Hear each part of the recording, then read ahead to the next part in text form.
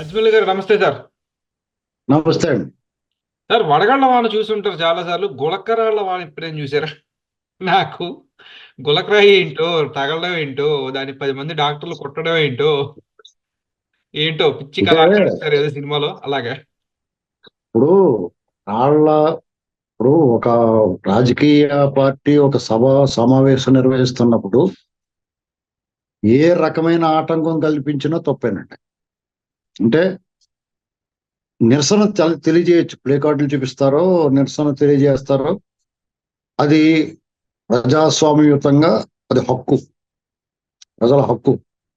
అధికార పక్షాన్ని అయినా ప్రతిపక్షాన్ని అయినా ఉద్దేశపూర్వకంగా ఆ సభలను కానీ భగ్నం చేయడానికి కానీ, లేదా ఆయా నాయకుల్ని భయకంపితుల్ని అక్కడికి ఆ సభకు హాజరయ్యే ప్రజలను భయకంపితులు చేయడానికి కానీ చేయటం దుర్మార్గం, అరాచకం కింద వస్తుంది. ఇక్కడ జగన్మోహన్ రెడ్డి గారి విషయంలో దుర్మార్గం, అరాచకం, అలజడి, దోపిడీ, దారి దోపిడీ, యుద్ధం, వినాశనం, ఇలాంటి అన్నిటికీ బ్రాండ్ అంబాసిడర్లు వాళ్ళు. వాళ్ళ మీద ఎవడ చేయలేడు. దొండిపాళెం బ్యాచ్ అంతా వాళ్ళు కూడా ఉంటుంది, ఎవడు చేస్తాడు? అలాంటివి ఏమైనా చేసి వాళ్ళు ఏమైనా ఉంటే వాళ్ళే. కాబట్టి ఒక రాయి తగిలింది అనగానే నానా పులి కథలాగా ఎవడ నమ్మడం. నిజంగా తగిలిన నేనైతే రాయి తగిలిందని అనుకోవట్లేదు. ఎందుకు అనుకోవట్లేదంటే వాళ్ళ ప్రీవియస్ హిస్టరీ,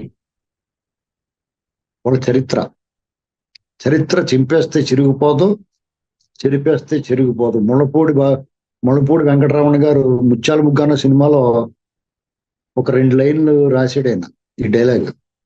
ఇది అక్షర సత్యం అంటే. ఎందుకంటే కోడికత్తి డ్రామా ఆడాడు, బాబాయ్ మర్డర్ చేసి గుండెపోటు అన్నారు, లేకపోతే మొన్న చెప్పు గరేయించుకున్నాడు, ఇలాంటివన్నీ ఒక విక్టిమ్ కార్డు వాడడానికి. అంటే నేను చాలా అమాయకుడిని, నన్ను చూడండి వీళ్ళందరూ కలిసి చేస్తున్నారు అనేటువంటిది ఒక విక్టిమ్ కార్డు.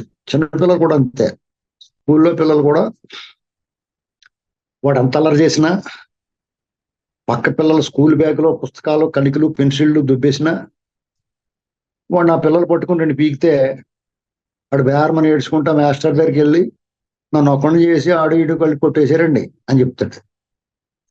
సహజంగానే ఆ మాస్టర్ ఏం చేస్తాడంటే ఫస్ట్ కమ్ ఫస్ట్ అన్నట్టుగా వాడు చెప్పిన దానికి కొంచెం వాల్యూ ఉంటుంది.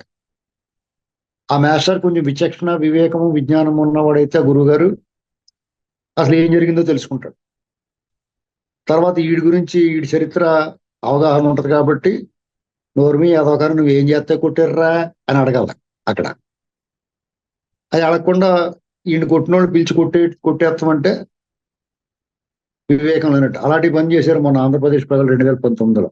అసలు ఏం జరిగిందో ఏంటి విషయం తెలుసుకోకుండా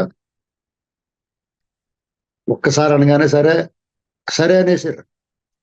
సరే అన్న పాపానికి దోల తీరిపోయింది వీళ్ళందరికీ. ఈ 5 ఏళ్ళు ఉన్నాయి. ఇప్పుడు వాళ్ళందరూ బుద్ధి వచ్చిందిరా బాబు అనుకున్న టైంలో మళ్ళీ మొదలెట్టాడు.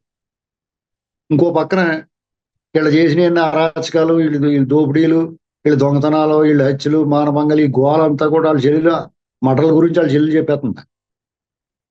ఈ పరిపాలన వైఫల్యం గురించి కూడా చెప్తుంది ఆవిడ. ఒక చెల్లి ఒక రకంగా, ఒక చెల్లి ఒక రకంగా ఎడాపెడా శస్త్రచికిత్స చేస్తున్నారు. ఇంకో పక్కన ప్రతిపక్షాలు చంద్రబాబు నాయుడు గారు, పవన్ కళ్యాణ్ గారు చాలా పవర్ఫుల్ గా తీసుకెళ్తున్నారు జనాల్లోకి. ఇవి జనాల్లోకి వీళ్ళు తీసుకెళ్తున్నారనే కంటే కూడా జనాలకి ఆల్రెడీ అనుభవం అయిపోయింది కాబట్టి అవును కదరా బాబు వీళ్ళు చెప్పింది నిజమేరా బాబు అనేటువంటిది స్పందన రావడానికి కారణం అది. చంద్రబాబు నాయుడు గారి సభలో లేకపోతే ఆ ప్రజాగళం సభలకి జనం ఎగబడి రావడానికి కారణం ఏంటంటే వాళ్ళ గురించి ఓ మంచి మాట, ఉపశమనం, ఉపశాంతి, వాళ్ళకి ఓదార్పు లభిస్తుంది వీళ్ళ సభల్లో. వాళ్ళ కష్టాలని మీరు ఎలా నష్టపోయారా బాబు, ఇలా జరిగింది మీకు, మేము వస్తే ఇలా చేస్తాం, మీరు మళ్ళీ తప్పు చేయకండి, గతంలో మీరు చెప్పినవి వినలేదు అంటే అవును కదా మనం చెప్పిన వినలేదు, దోలు తీర్పింది మనకు అనేటువంటి వాళ్ళకి అర్థమైంది. ఇది జగన్మోహన్ రెడ్డి మినహా మిగతా వాళ్ళందరికీ అర్థమైంది వాళ్ళ పార్టీలో.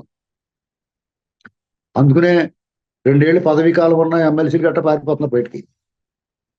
టికెట్ ఇచ్చిన వాళ్ళు కూడా మేము పోటీ చేయమని పోతున్నారు. వాళ్ళ టికెట్లు దొరకట్లేదు. గుంటూరు లాంటి చోట వాళ్ళకి ఎంపీ అభ్యర్థి దొరకట్లేదు. అలా అనేక చోట్ల. ఇవన్నీ చూసిన తర్వాత వాళ్ళందరూ కూర్చుంటారు. మనం ఏం చేద్దామంటే మళ్ళీ ఇంకో మంచి డ్రామా వేయాలని మనం అనుకుంటారు. నాటక సమాజాలు నాటక కా- నాటక సమాజాలు ఉంటాయి కదా, ఇప్పుడు వాళ్ళ పరిస్థితి ఏంటి? ఒరిజినల్ గా నాటక సమాజాలకి, నాటకాలకి, డ్రామాలకి, నాటికలకి ఆదరణ లేదు. ఇప్పుడు మనం ఏం చేయాలని కూర్చొని ఆలోచించుకుంటారు వాళ్ళందరూ, కళాకారులు ఒరిజినల్ గా. వాళ్ళ దాంట్లో న్యాయం ఉంది ఏంటి?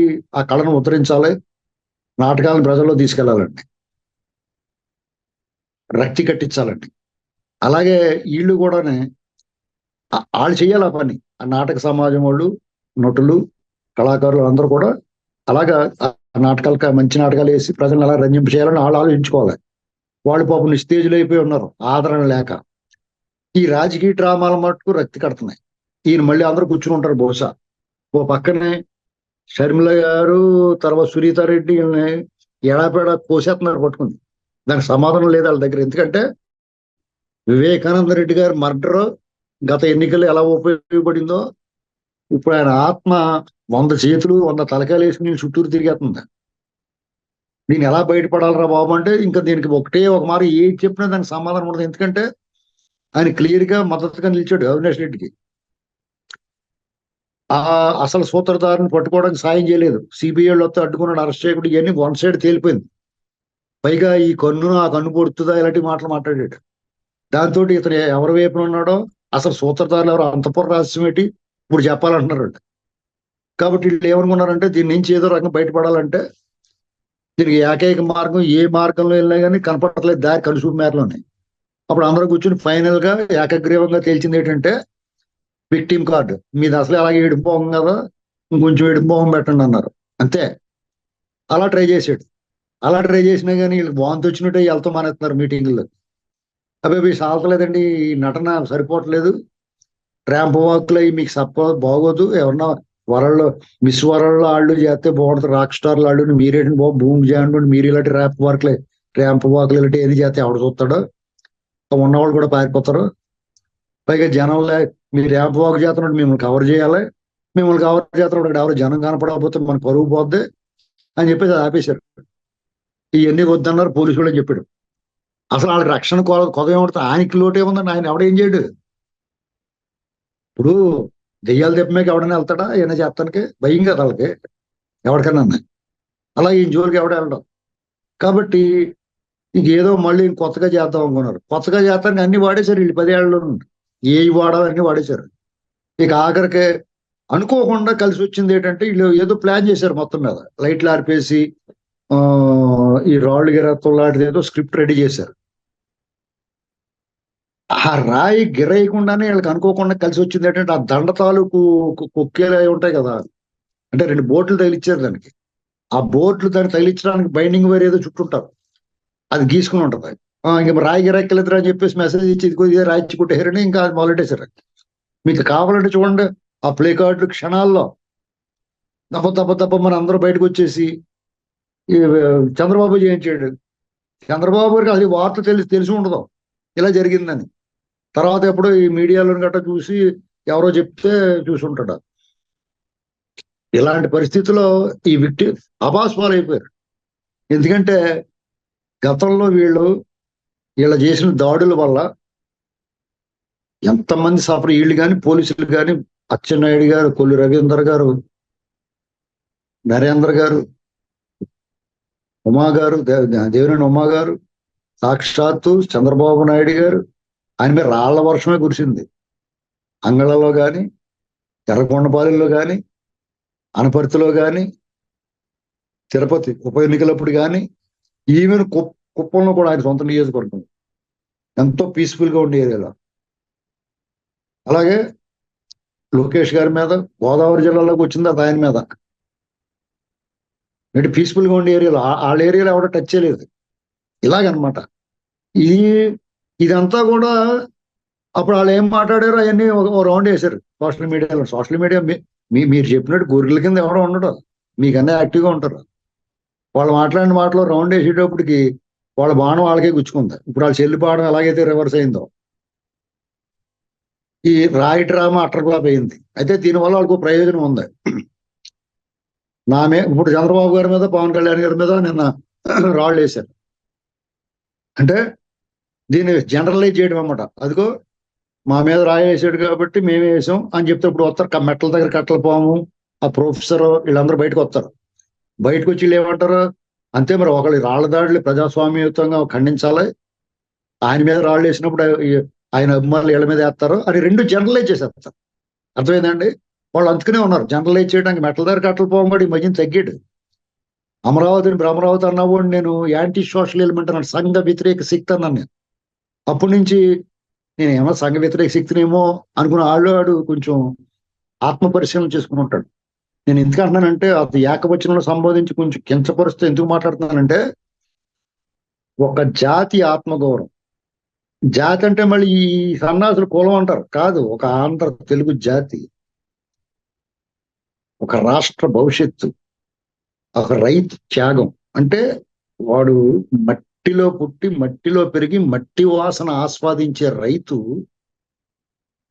భూమిని ఒక్క సెంటు వేరే వాడు కలపాలంటే గజగజలు ఆడిపోతాడు. అటువంటి వాడు ఎకరాలు ఎకరాలు రాజధానికి ఇచ్చేస్తే అతను ఎగతాళి చేస్తాడు ఆ ప్రేతాత్మగా రాయమండ్రిలో ఉన్నవాడు.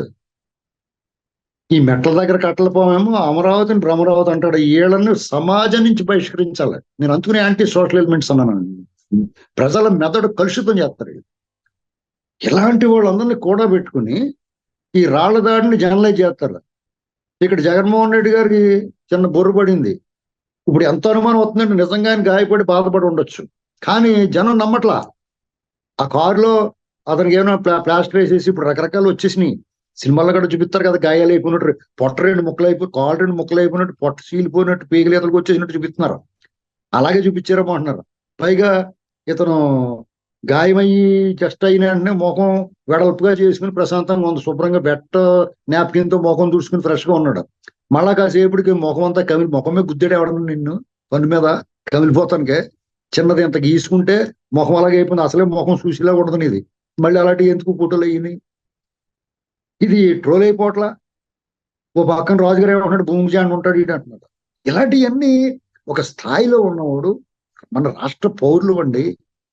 మన ముఖ్యమంత్రి అంటే, మన దేశ ప్రధాని అంటే గొప్పగా గర్వంగా ఉండాలి. పార్టీలు వదిలేయండి, కులాలు వదిలేయండి, మన గర్వంగా ఉండాలి.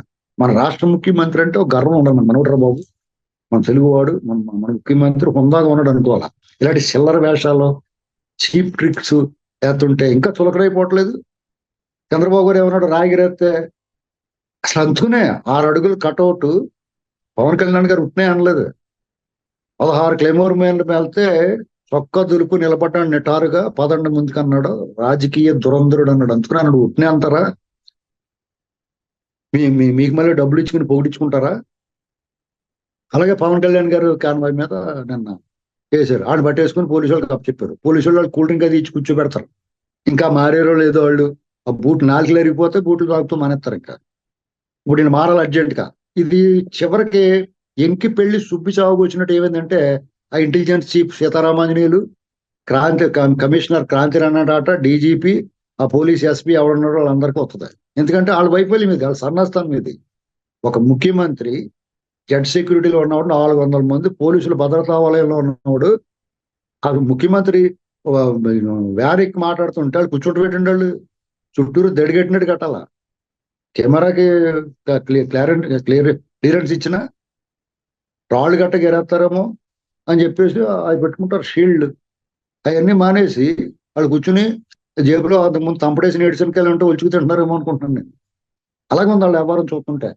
కాబట్టి ఇది వాళ్ళు తగులుకోండి. ఇప్పుడు అర్జెంట్గా 48 గంటలు అయిపోతుంది.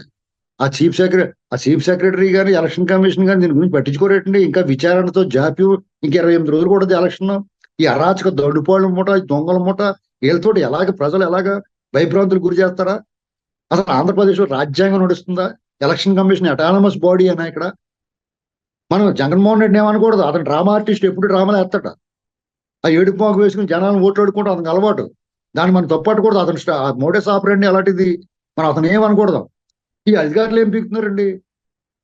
కనీసం అన్నం తినే వ్యవహారం చేయొచ్చు కదా. ప్రజలు కదా, ప్రజలకు బాధ్యతగా ఉండాలి. ఈ 40 రోజులన్నా ప్రజలకు బాధ్యతగా ఉండాలి కదా. వీళ్ళు మనం టార్గెట్ చేయాల్సింది, మనం బుద్ధి చెప్పాల్సింది, మనం విమర్శించాల్సింది, నిలదీయాల్సింది, నిలబెట్టాల్సింది ఎవరినంటే ఈ యంత్రాంగాన్ని, ఎలక్షన్ కమిషన్ ని. కంప్లీట్ ఆ చుట్టుపక్కల ఉన్న వాళ్ళందరినీ మార్చాలి. ఎవరు మళ్ళీ ఎన్నికలు అయ్యే వరకు వాళ్ళ ముఖ చిత్రమే కనపడకూడదు, తర్వాత కూడా వాళ్ళకి విధులు అవకాశం ఇవ్వకూడదు. ఎందుకంటే వాళ్ళకి ఇలాంటి తప్పుడు పని చేస్తే ఫర్ ఎవర్ నీకు సర్వీస్ ఉండదు, సర్వీస్ నుంచి తొలగిస్తాం అనేటువంటి ఒక సందేశం వెళ్తే తప్ప వాళ్ళు పెర్ఫెక్ట్ గా పనిచేయరు. చూద్దాం సార్, మరి ఎలక్షన్ కమిషన్ ఎలాగా దీని మీద స్పందిస్తుందో. ధన్యవాదాలండి. నమస్తే.